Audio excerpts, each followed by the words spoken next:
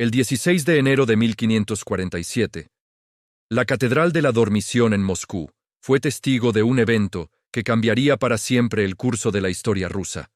Un joven, de apenas 16 años, fue coronado. Pero no fue una coronación cualquiera. No fue coronado como príncipe, ni siquiera como gran duque. Fue proclamado zar de todas las Rusias, un título completamente nuevo, resonante, casi divino. Este título no era una mera formalidad, no era solo simbólico. Era una declaración de intenciones. Significaba poder absoluto, autoridad divina incuestionable, y transmitía un mensaje claro y contundente para todos, dentro y fuera de las fronteras. Nadie estaba por encima del trono, nadie podía cuestionar al hombre que lo ocupaba. El nombre de ese joven era Iván Vasilievich, Iván IV. La historia, con su pluma implacable, lo recordaría como Iván el Terrible. Pero antes de que la historia le adjudicara ese apodo sombrío, antes del terror y la paranoia, antes de la oprichnina y los ríos de sangre, hubo un niño criado entre los susurros de traiciones, en los corredores helados de palacios imponentes, y rodeado de una nobleza voraz que gobernaba mientras él, el legítimo heredero, solo podía observar. Iván quedó huérfano a una edad terriblemente temprana.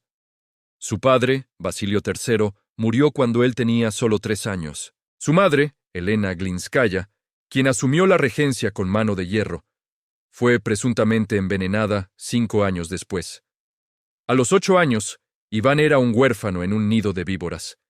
Y mientras crecía, los boyardos, la poderosa aristocracia rusa, se disputaban el poder con una ferocidad descarnada justo frente a sus ojos. Para ellos, el joven príncipe era una pieza de ajedrez, un símbolo conveniente pero sin poder real.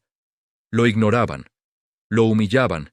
En los banquetes se servían primero, dejando al heredero del trono con las sobras. Lo vestían con harapos, y a veces, incluso, lo golpeaban.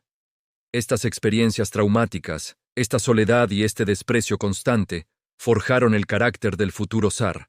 Ese niño aprendió una lección fundamental, una verdad brutal que definiría todo su reinado. El poder no se comparte. O lo controlas absolutamente, o te destruye. No hay término medio. Cuando finalmente fue coronado zar en esa ceremonia fastuosa, Iván no solo inauguró un reinado, inauguró una nueva era para Rusia, una forma completamente nueva de gobernar. Su primera y más importante misión fue centralizar el poder, arrancarlo de las manos de las familias nobles que lo habían acaparado durante su infancia. Para ello, implementó reformas radicales. Reformó las leyes, creando un nuevo código legal conocido como el Sudebnik de 1550, que estandarizaba la justicia en todo el territorio. Convocó el Zemsky Sobor, la primera asamblea representativa de la historia rusa, buscando un contrapeso al poder de los boyardos. Fortaleció al Estado como nunca antes. Creó un ejército permanente, los Streltsí, soldados profesionales leales únicamente a la corona. Modernizó la administración y el sistema fiscal, asegurando que los recursos del vasto imperio fluyeran hacia el tesoro real, no hacia los bolsillos de la nobleza corrupta. Durante estos primeros años, el mundo vio a un Iván brillante. Era un gobernante intelectual, devoto, culto y extraordinariamente decidido. Expandió las fronteras de Rusia, conquistando los kanatos de Kazán y Astracán, abriendo el camino hacia Siberia y consolidando a Rusia como un imperio multiétnico y poderoso. Se casó por amor con Anastasia Romanovna y juntos tuvieron varios hijos. Parecía que Rusia estaba en manos de un líder visionario, un constructor de imperios, pero el poder absoluto, especialmente cuando se obtiene después de una vida de traumas y humillaciones, tiene un costo psicológico inmenso. La sospecha, la paranoia y la sed de venganza, sembradas durante su infancia, no habían desaparecido. Simplemente estaban latentes, esperando el momento adecuado para germinar. Y Rusia, que celebraba a su joven y brillante zar, estaba a punto de descubrir el lado oscuro de ese poder ilimitado.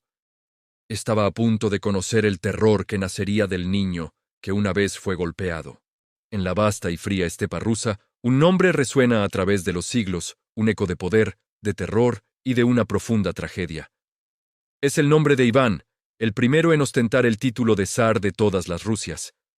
Pero la historia lo recuerda por otro apelativo, uno mucho más sombrío: Iván el Terrible. ¿Pero fue siempre así? ¿Nació siendo el monstruo que la historia pinta? ¿O fue forjado en el crisol del dolor y la paranoia? Hoy vamos a desentrañar la compleja y oscura historia de Iván IV, el hombre que construyó un imperio sobre los cimientos de su propia alma rota. Para entender al tirano, primero debemos conocer al príncipe. Iván Vasilievich nació en 1530, heredero del Gran Principado de Moscú. Su infancia estuvo lejos de ser un cuento de hadas. Quedó huérfano de padre a los 3 años y de madre a los 8. Los poderosos boyardos, las familias nobles de Rusia, se disputaron el poder, despreciando y humillando al joven príncipe. Imaginen a un niño, solo en un nido de víboras, aprendiendo desde muy temprano que la confianza es un lujo y que el poder es la única defensa. Estas experiencias sembraron en él una profunda desconfianza y un resentimiento que fermentarían durante años. La corte era un campo de batalla de intrigas, y el joven Iván aprendió a sobrevivir, observando, esperando su momento. En 1547, a la edad de 16 años, Iván dio un paso audaz que cambiaría el curso de la historia rusa para siempre. En una ceremonia fastuosa en la Catedral de la Dormición en Moscú, no se coronó como gran príncipe, como sus antepasados, sino como zar. La palabra zar deriva del latín César, reclamando así una herencia imperial que lo situaba a la altura de los emperadores romanos y bizantinos. Era una declaración de intenciones. Iván no sería un noble más entre iguales, sería el gobernante absoluto, el ungido por Dios, la encarnación del Estado ruso. Su reinado temprano, de hecho, fue sorprendentemente prometedor. Aconsejado por un círculo de reformadores conocido como el Consejo Elegido, Iván modernizó la administración, revisó el código legal e implementó reformas en el ejército. Parecía que el joven zar estaba destinado a ser un gran líder, un constructor de naciones. Se casó con Anastasia Romanovna, y por un tiempo pareció encontrar la estabilidad y la felicidad. Tuvieron varios hijos, y el futuro de la dinastía parecía asegurado. Durante este periodo, Rusia también comenzó su expansión hacia el este, conquistando los kanatos de Kazán y Astracán, abriendo el camino hacia Siberia. Era una época de optimismo y crecimiento. Pero las sombras del pasado de Iván eran largas, y la estabilidad era frágil, como un fino hielo sobre un lago profundo y oscuro. La transformación de Iván no ocurrió de un día para otro. Fue un proceso lento, doloroso y marcado por una pérdida devastadora. En 1560, su amada esposa Anastasia murió repentinamente. Para Iván, esto no fue una tragedia natural. Quedó absolutamente convencido de que había sido envenenada por los boyardos, aquellos mismos nobles que lo habían atormentado en su juventud. No hay pruebas concluyentes de que esto fuera cierto, pero en la mente de Iván, la sospecha era una certeza. El dolor se transformó en paranoia, y la paranoia se instaló en el trono de su mente.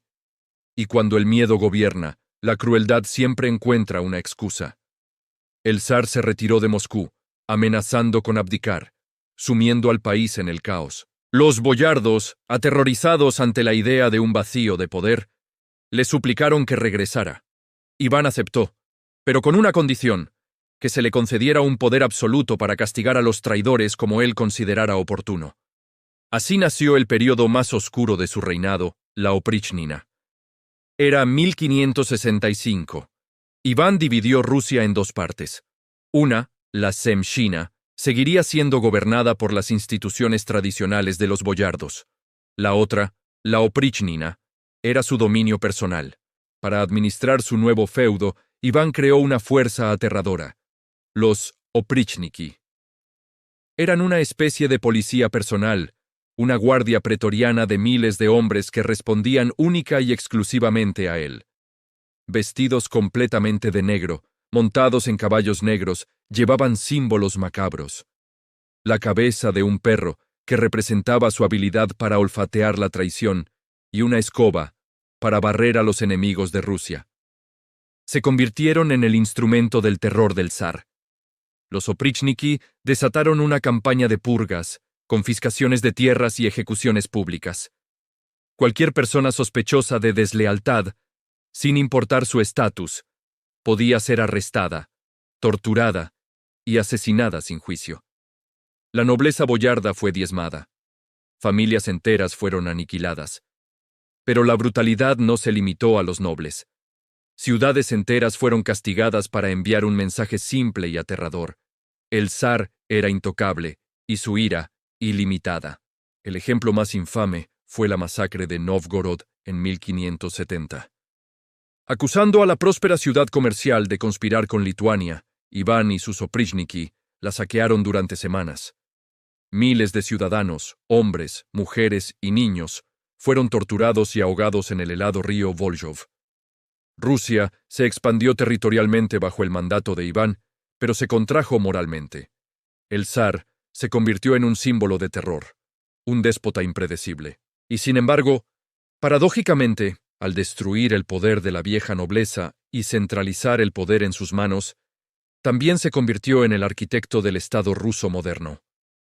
El poder absoluto había corrompido el alma de Iván, pero el episodio más oscuro, el más íntimamente trágico, llegó cerca del final de su vida. En 1581, en un arrebato de ira incontrolable, Iván se enfrentó a su hijo y heredero, también llamado Iván. Las versiones sobre la causa de la discusión varían. Algunos dicen que fue por la vestimenta de la esposa embarazada de su hijo, que consideró indecorosa. Otros, que fue por una disputa sobre asuntos militares. Lo que sí sabemos es que la discusión escaló violentamente. El zar, fuera de sí, golpeó a su hijo en la cabeza con su cetro con punta de hierro. El golpe fue mortal. El heredero, el futuro de la dinastía, el fruto de su propia sangre, agonizó durante varios días antes de morir. La famosa pintura de Ilya Repin, Iván el Terrible y su hijo Iván, captura este momento con una intensidad desgarradora. El horror y el remordimiento en los ojos desorbitados del padre mientras acuna el cuerpo sin vida de su hijo. El zar había conquistado reinos, había doblegado a la nobleza, había infundido miedo en todo un continente, pero al final no pudo conquistar el demonio que habitaba dentro de sí mismo. La muerte de su heredero lo sumió en una desesperación aún más profunda, atormentado por la culpa hasta el final de sus días. Cuando Iván el Terrible murió en 1584, mientras se preparaba para jugar una partida de ajedrez, dejó un legado complejo y contradictorio. Dejó un país más grande, que se extendía desde el mar Báltico hasta las puertas de Siberia. Dejó un estado más fuerte y centralizado, sentando las bases para el futuro imperio ruso. Pero también dejó un país profundamente traumatizado, una sociedad marcada por la violencia y el miedo, y una línea sucesoria rota. Su muerte sin un heredero competente sumió a Rusia en un período de caos conocido como el Período Tumultuoso, una era de guerra civil, hambruna e invasión extranjera que casi destruye el estado que él había construido. La coronación de Iván en 1547 no solo creó al primer zar de Rusia, creó una advertencia histórica, una lección grabada en sangre sobre la naturaleza del poder. La historia de Iván el Terrible nos enseña que el poder absoluto, sin controles, sin contrapesos, sin humanidad, puede construir imperios sobre el mapa, pero casi siempre, de forma inevitable, destruye al hombre que lo sostiene. La terrible ironía de Iván es que, en su búsqueda por protegerse de sus enemigos, se convirtió en el mayor enemigo de sí mismo, de su familia y de su pueblo. Su nombre perdura no solo como un recordatorio del poder, sino como un testimonio eterno del precio que se paga por él. Gracias por acompañarnos en este viaje a las profundidades de la historia rusa. Si te ha gustado este video, no olvides darle a me gusta, suscribirte a nuestro canal y activar la campanita para no perderte nuestros próximos documentales. Nos vemos en el próximo episodio.